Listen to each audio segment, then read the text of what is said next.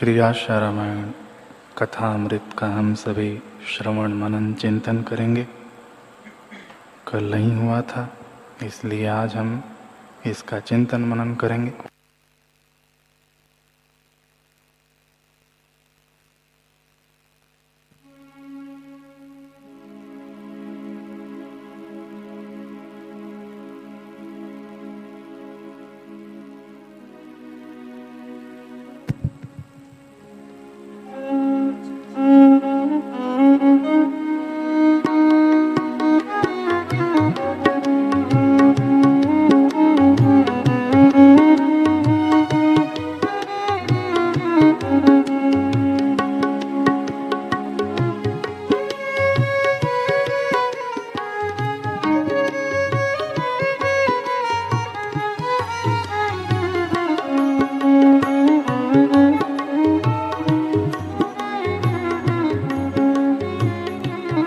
जय जय बापू कथा, जय श्री बापू कथा। जय जय बापू कथा, जय श्री बापू कथा। हो जय जय जोगी कथा, जय श्री जोगी कथा। हो जय जय जोगी कथा, जय श्री जोगी कथा।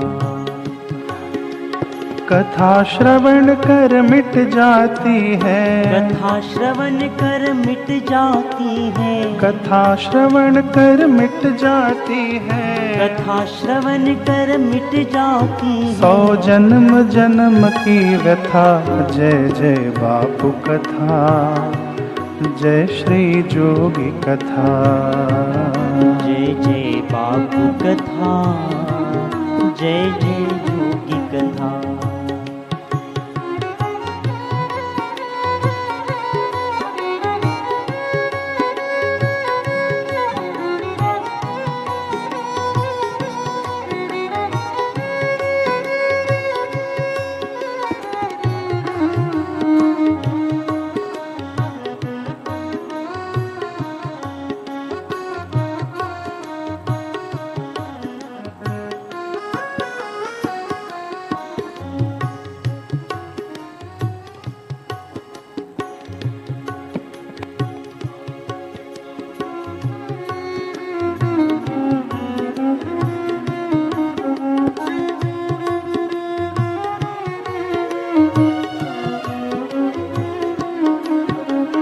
बापू कथा कल युग में तारे शोक और दुख हरे हमारे। बापू कथा कल युग में तारे शोक और दुख हरे हमारे। 108 जो पाठ करेंगे पूर्ण काम करे सारे। 108 जो पाठ करेंगे पूर्ण काम करेंगे सारे। गाकर सब पावन हो जाए, गाकर सब पावन हो जाए, गाकर सब पावन हो जाए, गाकर सब पावन हो जाए। श्री लव कुश कर यथा। जय जय बापू कथा, जय हो, जय श्री जोगी कथा। जय जय बापू कथा, जय श्री जोगी कथा। ओ जय जय बापू कथा, जय श्री जोगी कथा। जय श्री बापू कथा, जय श्री जोगी कथा। हमने पिछले सत्र में सुना कथा की महिमा और अद्भुत भक्तों की भी महिमा हमने सुनी कि अद्भुत भक्त कैसे होते हैं। बड़ा ही अद्भुत प्रसंग, अनोखा प्रसंग था।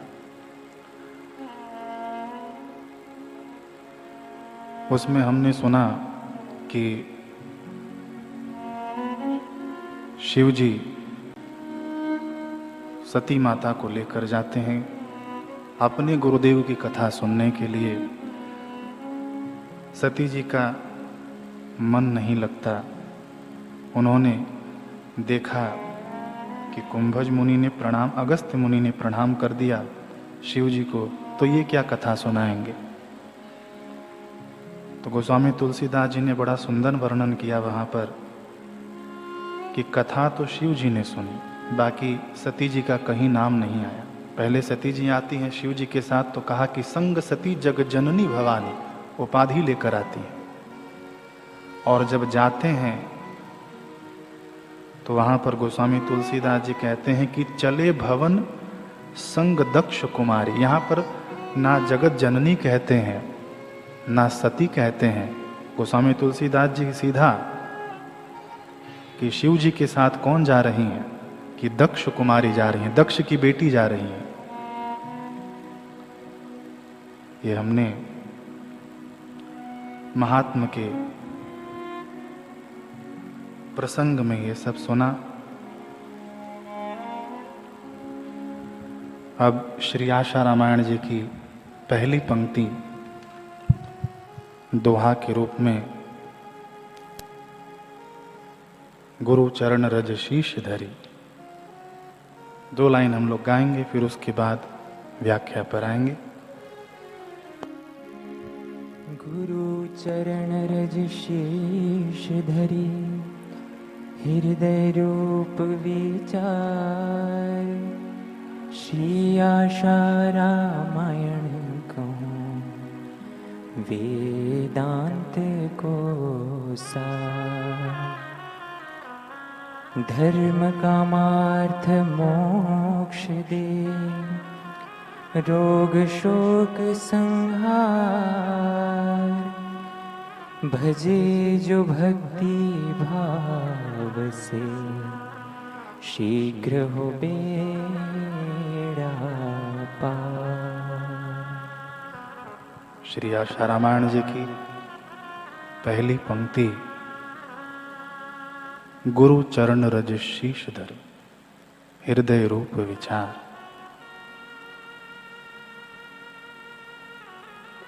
तो गुरु चरण रज, पहले गुरु चरण आते हैं, फिर रज आता है। सुंदर महिमा हर शास्त्रों में, हर धर्म ग्रंथों में गुरु चरणों की महिमा। भागवत उठा लें, रामचरितमानस उठा लें, वाल्मीकि रामायण उठा लें, वेदों में भी चरणों की महिमा।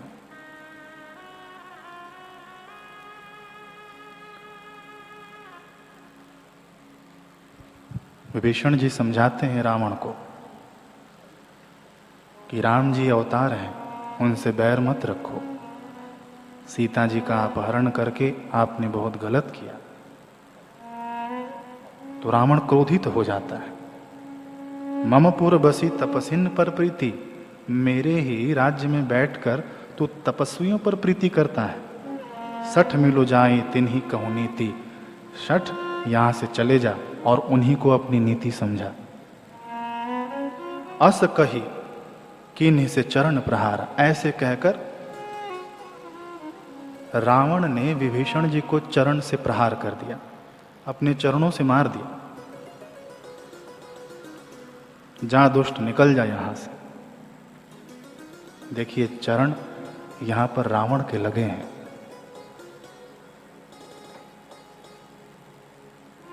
लेकिन विभीषण जी का मन राम जी के चरणों में लगा है। निकल तो गए विभीषण जी, रावण ने मार कर निकाल दिया विभीषण जी को। गोस्वामी जी लिखते हैं कि चले वो हर्षि रघुनायक पाए, करत मनोरथ बहु मन माही। विभीषण जी हर्षित होकर मन में अनेकों मनोरथ करते हुए श्री रघुनाथ जी के पास चल पड़े। लंका से पहले पुल नहीं था, सेतुबंध का निर्माण नहीं हुआ था, जहाज नहीं था, तो कैसे चले गए विभीषण जी? हमने कभी सोचा है? हनुमान जी उनको उठाकर नहीं ले गए।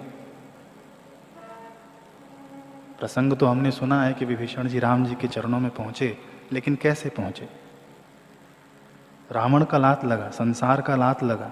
होता भी ऐसा है, कभी कभी संसार हमको लात मारता है, चरणों से प्रहार करता है, तो हमें भगवान के चरण याद आ जाते हैं, गुरुदेव के चरण याद आ जाते हैं। तो चले वो हर्षि रघुनायक पाही। विभीषण जी हर्षित होकर मन में अनेकों मनोरथ करते हुए क्या मनोरथ करते हैं कि देखा ही जाए चरण जल जाता। मैं जाकर भगवान के कोमल और लाल वर्ण के सुंदर चरण कमलों के दर्शन करूंगा। अरुण मृदुल सेवक सुखदाता, बड़े सुखदाता है वे चरण। जे पद परसी तरसी ऋषि नारी, जिन चरणों का स्पर्श पाकर ऋषि पत्नी अहिल्या तर गई। जे पद परसी तरी ऋषि नारी, ऋषि की नारी अहिल्या तर गई। दंडक कानन पावनकारी, और दंडक वन को वे चरण अभी पवित्र कर रहे हैं। जिन चरणों को देखिए, अभी विचार कर रहे हैं विभीषण जी, खो गए हैं जाते जाते। ये विचार नहीं कर रहे हैं कि ये पुल कहाँ है, मैं कैसे पहुंचूंगा, राम जी तो उस पार हैं।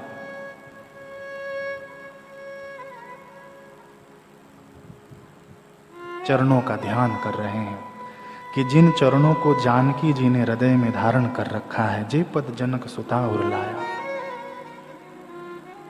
जो कपट मृग के साथ पृथ्वी पर उसे दौड़े थे, और जो चरण कमल साक्षात शिव जी के हृदय रूपी सरोवर में विराजते हैं।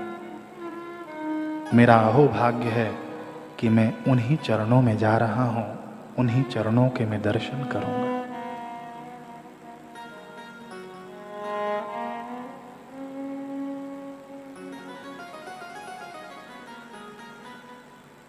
जिन चरणों की पादुकाओं में भरत जी अपना मन लगा रखे हैं, आज मैं उन्हीं चरणों को अभी जाकर इन नेत्रों से देखूंगा।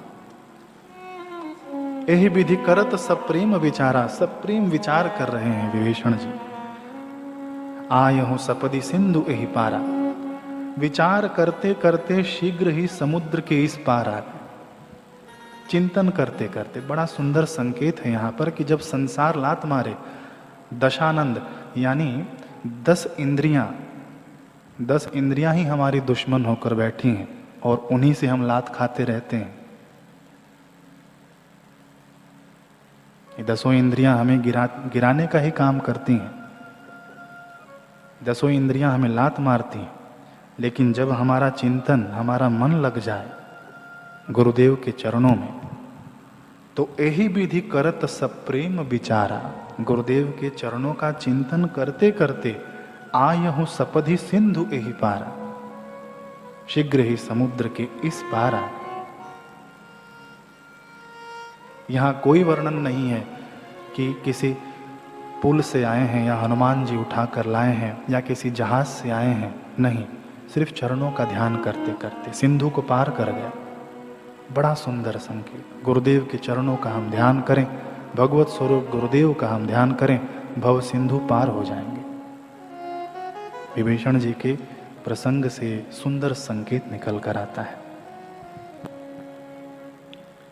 अब भागवत में भगवान के अवतार हो गए कपिल मुनि, माता देवहूति। पूज्य बापू जी हमें बताते हैं माता महंगीबा जी के बारे में। कई सदियों बाद पहले तो कपिल मुनि की माता हो गई माता देवहूति। उन्होंने अपने पुत्र को गुरु रूप में वर्ण किया और तत्व को उपलब्ध हुई। ऐसे ही हमारी माता महंगीबा जी। तो कपिल मुनि अपनी माता देवहूति को उपदेश करते हुए बताते हैं, सचिंतयेत भगवत चरणारविंदम व्रजाकुशांग ध्वज सरोरुह लांछनाढ्यम। इसका अर्थ है कि भगवान के भगवत स्वरूप गुरुदेव के चरण कमलों का ध्यान करना चाहिए। कपिल मुनि बता रहे हैं, वे वज्र, अंकुश, ध्वजा और कमल के मंगलमय चिन्हों से युक्त है। इन चिन्हों को याद रखिए। वज्र, बड़े काम आएंगे ये चिन्ह। वज्र, अंकुश, ध्वजा और कमल। 4 ही चिन्ह नहीं है भगवान के चरणों में, 48 हैं। लेकिन ये भागवत में कपिल जी अपनी माता जी को 4 चिन्हों के बारे में बताते हैं। और रामचरितमानस में भी तुलसीदास जी ने भी 5 चिन्हों का वर्णन किया, जिनमें ये 4 भी सम्मिलित हैं। और वेद व्यास जी ने भी इन्हीं 4 चिन्हों का वर्णन किया है अध्यात्म रामायण में। सतत्र वज्रांग कुशवारिजा, ये वेद व्यास जी कहते हैं, ये 4 चिन्हों का उन्होंने वर्णन किया है। तो ये 4 चिन्ह क्या है? वज्र, अंकुश, ध्वजा और कमल।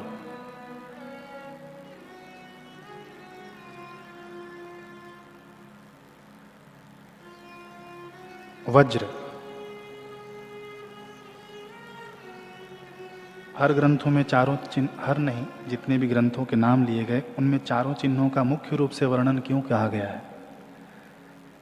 वज्र पहला है तो कितना भी शिष्य का पाप का पहाड़ हो, गुरुदेव के श्री चरणों का ध्यान करें, वज्र के समान प्रहार होगा और उस पहाड़ का चूर्ण हो जाएगा।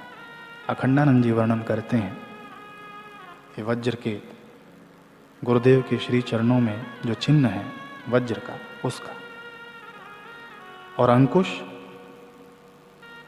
साधकों के मन रूपी मतवाले हाथी को वश में करने के लिए इन चरणों का अंकुश का ध्यान करें। इन चरण में अंकुश के चिन्ह का ध्यान करें। तीसरा है कमल। अब चरणों को भी कमल कहा जाता है, तो कमल में भी कमल, ये हृदय दान का प्रतीक है। कैसे? जैसे दान पेटी लिखा होता ना, पेटी के ऊपर दान पेटी, तो पेटी हमको दान नहीं देती है, हम पेटी में डालते हैं, दान डालते हैं। तो चरण कमल में कमल का चिन्ह है। तो चरण कमल तो पहले से ही है, फिर उनमें भी कमल का चिन्ह, तो हम अपने हृदय कमल को गुरु के चरण कमल में लगा दें।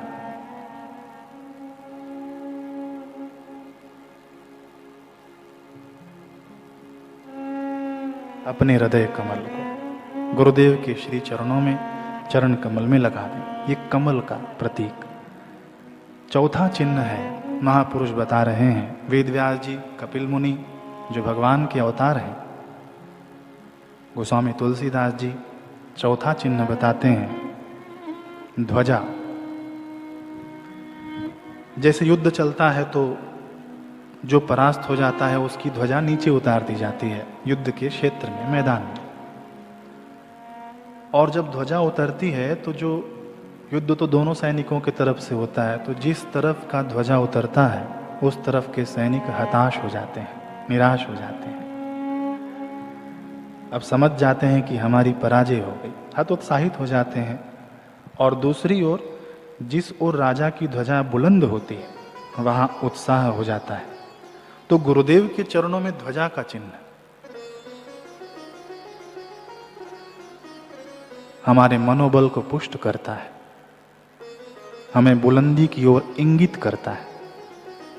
साधकों को सदैव उत्साहित करने के लिए ये चिन्हों का वर्णन महापुरुषों ने किया है। गुरुदेव के चरणों का ध्यान करें, सदैव हर ओर विजय पताका आपकी लहराएगी, हमारी लहराएगी, जो भी ध्यान करे। गुरुदेव के चरणों में लगे रहें, इस विश्व संग्राम में हमारी विजय अवश्य हो। प्रसंग है कि जैसे सीता जी के पास जब हनुमान जी गए अशोक वाटिका में, हनुमान जी ने कुछ सत्संग की चर्चा वार्ता की सीता जी से, और जब विदा ले रहे हैं हनुमान जी, तो माता को संदेश है तो मुझे बताइए। हाँ हनुमान, हाँ पुत्र, संदेश है। क्या है माता? कि तुम जाना तो प्रभु राम जी के श्री चरणों में प्रणाम कहना। ठीक है माता। और हाँ हनुमान, एक संदेश और है। क्या माता? लक्ष्मण जी के चरणों में भी प्रणाम करना। हनुमान जी तो चले आए सीता जी के पास से, राम जी को यथावत उनके श्री चरणों में प्रणाम किया। अब लक्ष्मण जी को भी जाकर प्रणाम करके कहते हैं कि माता सीता जी की तरफ से आपके श्री चरणों में प्रणाम है। लक्ष्मण जी 2 कदम पीछे हट गए क्या कह रहे हो हनुमान? सीता जी तो मेरी माँ के समान है, माता ही है। आपने कहा नहीं उन्हें कि आप अपने पुत्र के चरणों में क्यों प्रणाम कर रहे हैं? हनुमान जी कहते हैं कि लक्ष्मण जी, मैंने उनसे कहा। तब सीता जी ने जो उत्तर दिया, हम सभी साधकों को अवश्य अपने जीवन में सीता जी के इस कथनी को लाना चाहिए। सीता जी ने कहा कि जब राम जी को वनवास सुनाया गया, तब लक्ष्मण जी ने अपने माँ से आशीर्वाद पाया कि रति हो अबिरल अमल सिय रघुवीर पद नित नित नई। उन चरणों में नित नित लगे रहना, निहारते हुए चलना। और मैंने भी कहा, सीता जी ने भी कहा कि छिनु छिनु प्रभु पद कमल बिलो की रहे मुदित दिवस जिमि को की। छिन छिन प्रभु पद, मैं भी क्षण क्षण इन श्री चरणों को निहारते हुए चलूंगी। लक्ष्मण जी ने भी कहा, लक्ष्मण जी भी कि पद नित नित इन श्री चरणों को हम, इन चरण कमलों को हम निहारते रहेंगे। लेकिन मेरी दृष्टि इन श्री चरणों से, इन चरण कमलों से हटकर माया के मृग की ओर चली गई। चूक हो गई ना, यहां पर भ्रांति की ओर चले गई। इसलिए आज मैं यहां हूं और लक्ष्मण जी आज भी प्रभु जी की सेवा में है।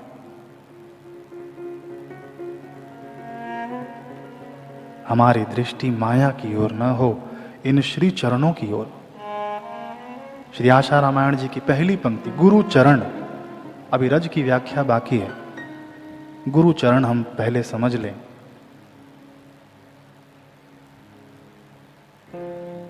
वास्तविक चरण क्या है? देखिए, बापूजी तो हैं, लेकिन सब लोग, हम लोग कैसे इन चरणों को पकड़ें? बंदव गुरुपद, गोस्वामी तुलसीदास जी कहते हैं, बंदव गुरुपद। हम गुरु गीता पढ़ते हैं ना, तो हमको बड़ी शंका होती है, मुझे भी पहले होती थी। शिव जी कहते हैं कि सर्वश्रुति शिरोरत्न विराजित पदाम्बुजम। गुरु सर्वश्रुति रूप, श्रुति यानी वेदों को कहते हैं, श्रुति रूप श्रेष्ठ रत्नों से सुशोभित चरण कमल वाले हैं।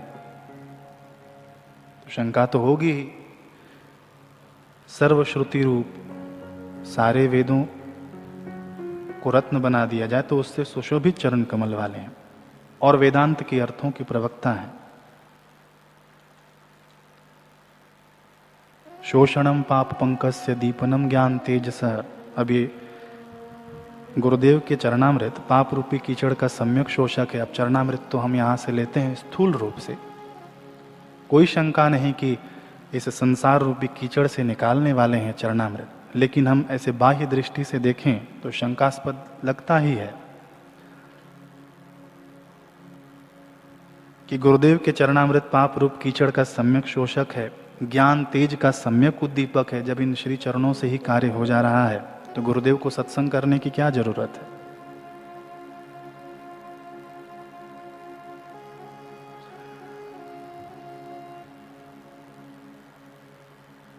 गोस्वामी तुलसीदास जी कहते हैं कि बंदव गुरु पद, इन चरणों को पद कहा गया। हमने सुना होगा ना कि पद का दूसरा अर्थ भी होता है काव्य, पदावली, कविता, भजन कह लें, पद का अर्थ गीत कह लें या गुरुदेव का कोई सूत्र कह लें, पद का अर्थ है। देखिए, मीरा के पद, संत चरणदास जी के पद हम पढ़ते हैं, गाते हैं, सुनते हैं। तो बंदव गुरु पद कोई सूत्र, सदैव सम और प्रसन्न रहना ईश्वर की सर्वोपरि भक्ति है। ईश्वर के सिवाय कहीं भी मन लगाया तो अंत में रोना ही पड़ेगा, रोना ही पड़ेगा। बापूजी कई बार हमने सुना है। तो बंदव गुरु पद, पद यानी सूत्र।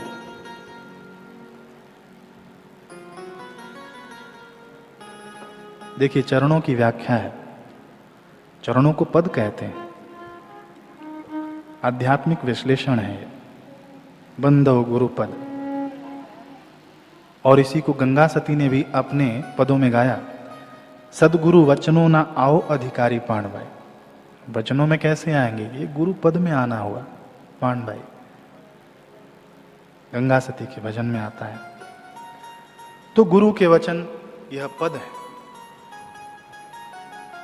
24 घंटे हम गुरुदेव के चरणों को पकड़कर नहीं बैठ सकते, उन पर पानी डालकर, जल डालकर धोएं, चंदन लगाएं, फिर पोछें, फिर धोएं, फिर लगाएं, तो गुरुदेव के चरण तो सूज जाएंगे, ऐसे देखा जाए तो गुरु के पद, गुरु वचन की सेवा हम 24 घंटे कर सकते हैं। लेकिन बापू तो हमको कहाँ चरण स्पर्श करने देते हैं? चरण स्पर्श कहाँ करने देते हैं हमें? तो ये चरण स्पर्श क्या? उनके वाक्यों का स्पर्श, उनके पद का स्पर्श। बापू जी ने हमें सुबह उठने से लेकर सोने तक की विधि बताई। ऋषि प्रसाद में कई अंकों में छपा है, जिनको नहीं पता हो तो। जैविक दिनचर्या बताई। तो ये गुरु पद है। इन गुरु पद का सेवा हम कर सकते हैं। गुरुदेव के वाक्यों से लग जाए, ये चरणों की सेवा है। चरण यानी पद, इनकी सेवा है। देखिए, आध्यात्मिक विश्लेषण है। अभी सारी शंकाएं खत्म हो जाएंगी।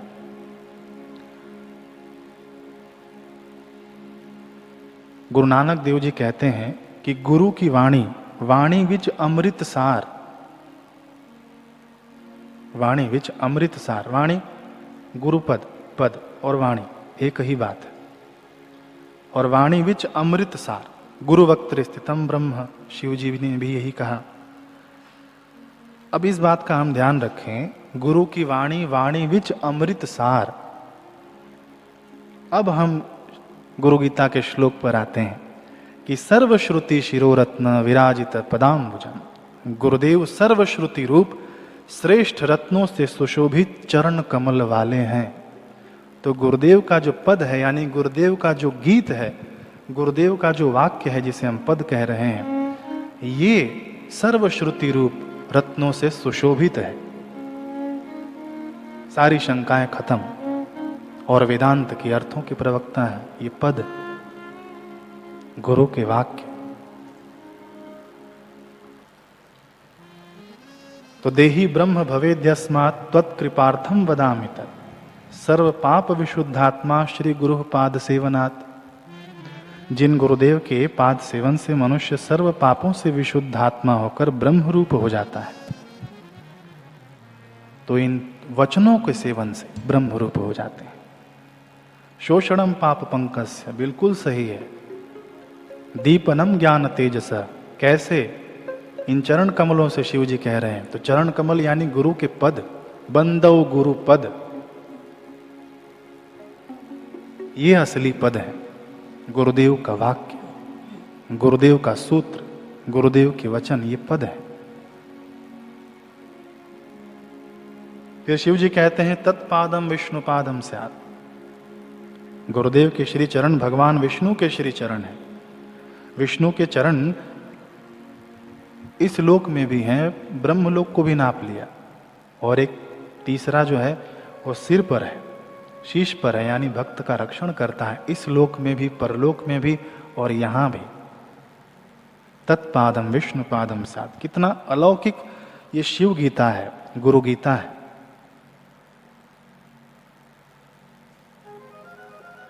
कितना अलौकिक। तो दृश्य विस्मृति पर्यंतम कुर्याद गुरु पदार्चनम। जब तक दृश्य की विस्मृति न हो जाए तब तक गुरुदेव के पावन चरणावृंद की पूजा अर्चना करनी चाहिए। तो कैसी पूजा करें? गुरुदेव के पावन चरणावृंद की कैसी पूजा करें? तो उनके वाक्यों में लग जाएं। गुरु पद, मीरा के पद, संत चरणदास जी के पद, गुरु पद।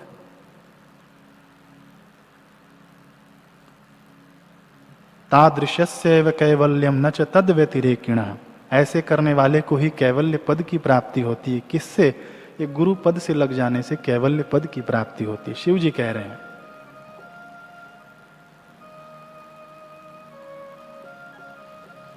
सर्वतीर्थावगाहस्य संप्राप्नोति फलम नरः। श्री सद्गुरु के चरणामृत का पान करने से, अब बताओ, चरणामृत का पान करने से और उसे मस्तक पर धारण करने से मनुष्य सर्व तीर्थों में स्नान करने का फल प्राप्त कर लेता है। अब गुरुदेव के पीछे हम जल लेकर पात्र में तो नहीं दौड़ेंगे कि गुरुदेव आपके श्री चरणों को पखारने दीजिए, उसका हमें पान करना है, हम तीर्थ में नहीं जा सकते। शिव जी की ये बात मान लें तो क्या आप कैसे पान करना है कि कानों के द्वारा पान करना है। इन पदों, गुरुदेव के पद को कानों के द्वारा पान करें। चरणामृत का पान यही होगा। और उसे मस्तक पर धारण करें। मस्तक में जैसे हमारे केश होते हैं ना, ऐसे ही मस्तक विचारों से भी संबिद्ध है। अपने विचारों में उनको धारण करें। किसको? गुरु पद को। बड़ा गूढ़ रहस्य है, सारे रहस्य खुल जाते हैं इन गुरु पद को धारण करने से। अब गुरु पद को न धारण करने से कई बार हमने अपने भी जीवन में देखा है कि गुरुदेव के वाक्यों को काट कर हम चले जाते हैं। बापूजी ने एक प्रसंग सुनाया, ध्यान में आ रहा है कि गुरुदेव ने कहा कि मेरे पीठ पर जरा चल दो, कमर दुख रहा है। तो नहीं गुरुदेव, आपके पीठ पर मैं कैसे चल सकता हूं, मैं पैर कैसे रख सकता हूं। तो गुरुदेव ने कहा कि तूने मेरे मुंह पे तो पैर रख दिया, मेरी आज्ञा काट कर, पीठ पर नहीं रखता। संत दादू जी का खास शिष्य था केशव दास। भोजन बनाने की व्यवस्था थी, उसकी सेवा करता था। और उस दिन चूल्हा टूट गया सुबह में। सोचा कि शाम को कैसे भोजन होगा, मैं जाता हूँ चूल्हे के लिए मिट्टी ले आता हूँ। जा ही रहा था, दादू जी ने देख लिया। किधर जा रहा है? जी मिट्टी लेने जा रहा हूँ। कोई ज़रूरत नहीं, आकर बैठ जाओ यहाँ पर। केशवदास जी आकर बैठ गए। जैसे ही गुरुदेव थोड़ा इधर उधर हुए, केशवदास जी निकल गए और उन्होंने फावड़ा चलाया मिट्टी के टिल्ले पर, तो बहुत बड़ा भाग उसके ऊपर आकर गिर पड़ा और वह मर गया। देखिए, गुरुपद से दूर जाने का एक प्रसंग। मर गया। दादू जी तक खबर आई। दादू जी ने कहा मैंने मना किया था ना। बोले हाँ। फिर उसे आश्रम में नहीं लाना, उसके शरीर को वहीं उस टीले पर छोड़ दो, कुत्ते गिद्ध चील जीव जंतु खाएंगे। अकाल मृत्यु मारा गया। गुरुपद, गुरु चरण।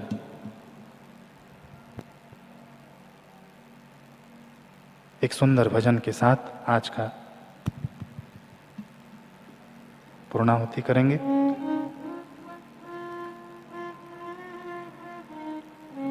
चरणों का अर्थ हम समझ गए। गुरुपद, गुरु चरण, गुरु के वाक्य, गुरु का एक सूत्र। गुरु चरण कमल बलिहारी रे, गुरु चरण कमल बलिहारी रे, गुरु चरण कमल बलिहारी रे, गुरु चरण कमल बलिहारी रे। मेरे मन की दुविधा टारी रे, मेरे मन की दुविधा टारी रे। गुरु चरण कमल बलिहारी रे, गुरु चरण कमल बलिहारी रे।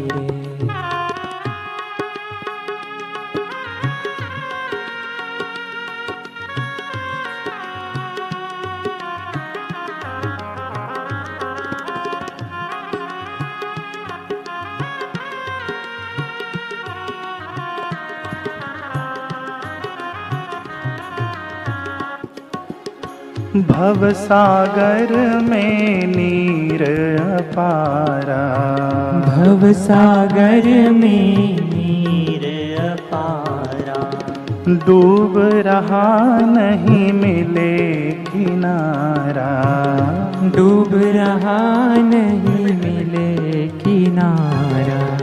भव सागर में नीर अपारा, भव सागर में नीर अपारा। डूब रहा नहीं मिले किनारा, डूब रहा नहीं मिले किनारा। पल में लियो उबारी रे, पल में लियो उबारी रे। गुरु चरण कमल बलिहारी रे, गुरु चरण कमल बलिहारी रे, गुरु चरण कमल बलिहारी रे। गुरु चरण कमल बलिहारी रे।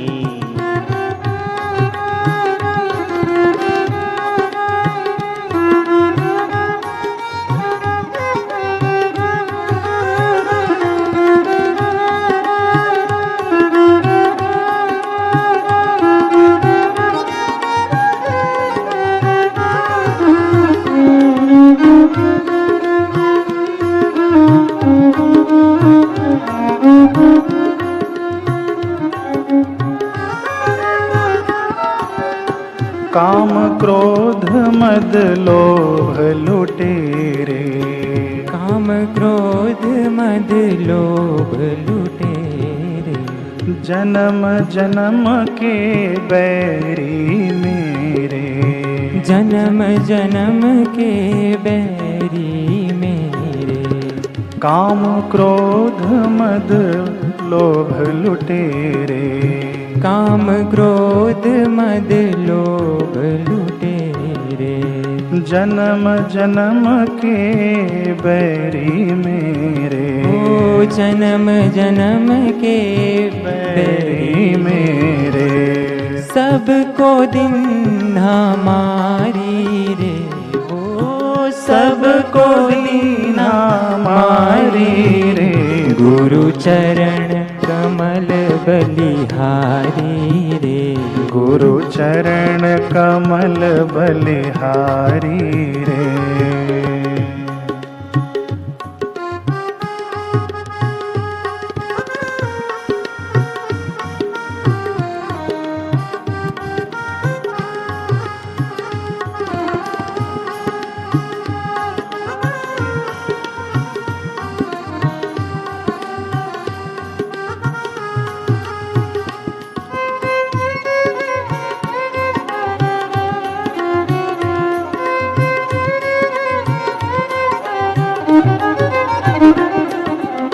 भेद भाव सब दूर कराया, भेद भाव सब दूर कराया। पूर्ण ब्रह्म एक दर्शाया, पूर्ण ब्रह्म एक दर्शाया।